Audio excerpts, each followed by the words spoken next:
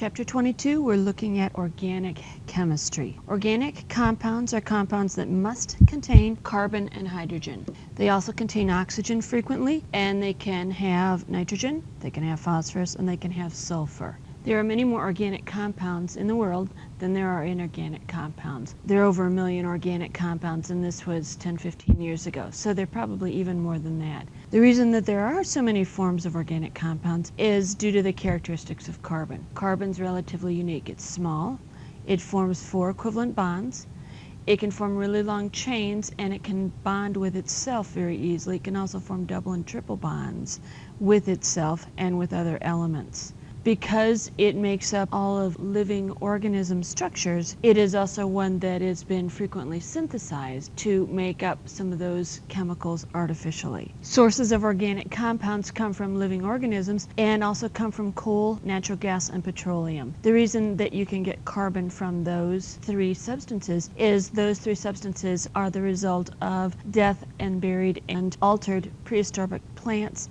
and animals. Coal comes from plants. Gas and petroleum come from animals. We can categorize organic compounds in a number of ways. One way we're going to group them, first of all, is by their bond type. One type of hydrocarbons, and hydrocarbon is another name for organic molecules. It's a subset in that it contains generally hydrogen and carbon. Saturated hydrocarbons contain only single bonds between the carbon. The saturation comes from the fact that they are saturated with hydrogens, or they have the maximum number of hydrogens possible attached to each carbon. So this is an example of a saturated hydrocarbon here. We have 3 carbons. Each carbon has hydrogens attached to it.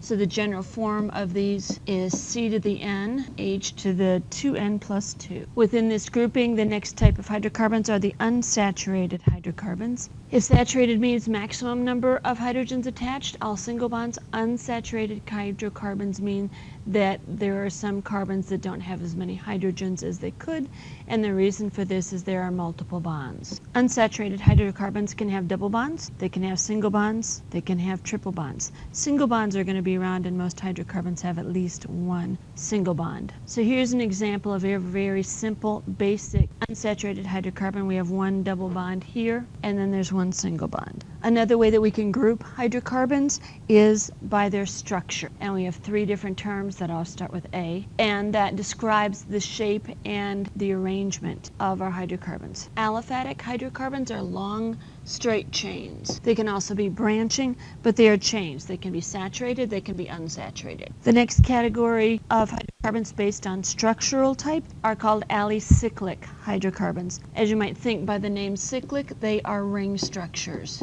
These are ring structures that have at least 4 carbons. You really can't make a stable hydrocarbon with 3 carbons in a ring. They're just too small, and the ring is strained too much to just have 3 carbons. You can make a moderately stable 4-carbon ring, however, but they're not very common. And alicyclic ring structures, not aromatics. So we'll talk about aromatics in a minute. So alicyclic, large grouping ring structures may or may not have multiple bonds. They may not. Aromatic hydrocarbons are a very specific class of organic molecules. As the name implies, they usually have an odor, and they are based on the benzene ring. Okay, benzene ring is C6H6. It's a ring structure. At each point in the ring, there is a carbon. Each carbon has 1 hydrogen attached to it. There are 3 double bonds, and with double bonds, we see that there's going to be delocalized electrons, so the double bonds can be in those positions, can be in the other 3 positions.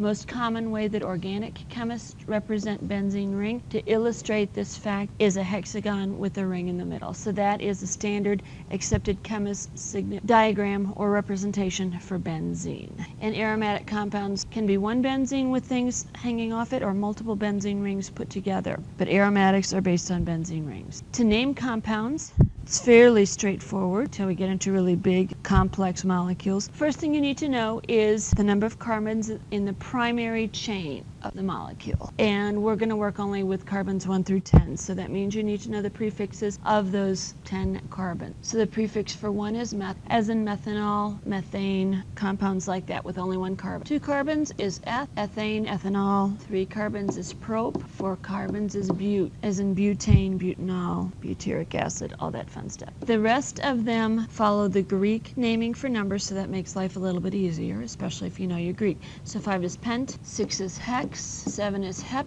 8 is oct, 9 is non, or non, and 10 is dex and decane. So you need to know these 10 prefixes. Makes life a whole lot easier. The next thing you need to do is look at the end of the name, because the ending tells about what type of carbon bonding you have present. So ANE ending is an unsaturated hydrocarbon, and it can be either aliphalic or alicyclic. Pentane, methane. So there are 2 examples. ENE ending means you have a double bond or double bonds. And the general formula for ene compounds is CnH to the 2n. C3H6 is propene. YNE, triple bond. Usually 1, but we can have multiple triple bonds. The general formula here is going to be CnH2n minus 2. So if we have C5H8, this would be pentine.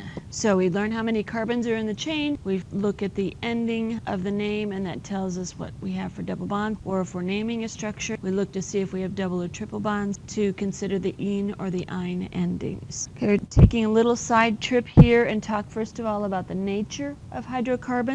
Just some characteristics about organic molecules in general. And as we have seen with inorganic compounds, as the formula mass increases, the boiling point and the melting point increase as well. The formula mass is made up primarily of carbons, so as we see, as the number of carbons increases, the boiling point and the melting point increase the same as it does for inorganic compounds. If I have the same empirical formula for compounds, I can either have straight chain compounds, which are long and have hydrogens off, so it looks kind of like that, or I can have a branched compound that can branch off in a variety of ways from another of carbons hanging off it. And if I have the same empirical formula for these 2 different arrangements of carbons in the molecule, they produce fairly different structures in general. So the long straight chains are going to give me figures that look like this. We've talked about this a little bit when we talked about melting points and boiling points earlier on. So we can have the pancake stack, or we can have spheres stacking, and we talked about the fact that because these long skinny ones have more surface area in contact, even though they have smaller, less strong intermolecular forces than other molecules, they are going to have higher melting points and boiling points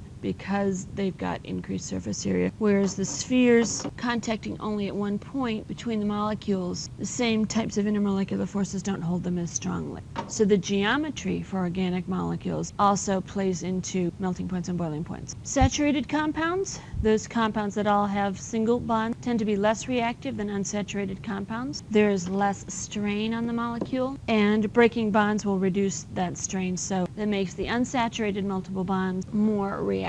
And when the bonds break, then additional elements can be added on to the carbon chain. When I break bonds, or when I substitute something in for hydrogen, those things are called functional groups. Substituents, another name. So functional groups, when I stick them on the carbon chain, I am pulling off or replacing a hydrogen with it. So the main chain is here, and the functional group, in this case, I'm going to stick on a chlorine, and so the functional group would be the chlorine atom. Because organic molecules tend to be nonpolar, we're going to be adding atoms, not ions, because there are no ions present in the original molecule. Talking about functional groups now, because when we start naming organic molecules, we're going to need to take into account any functional groups that are part of the molecule when we name it.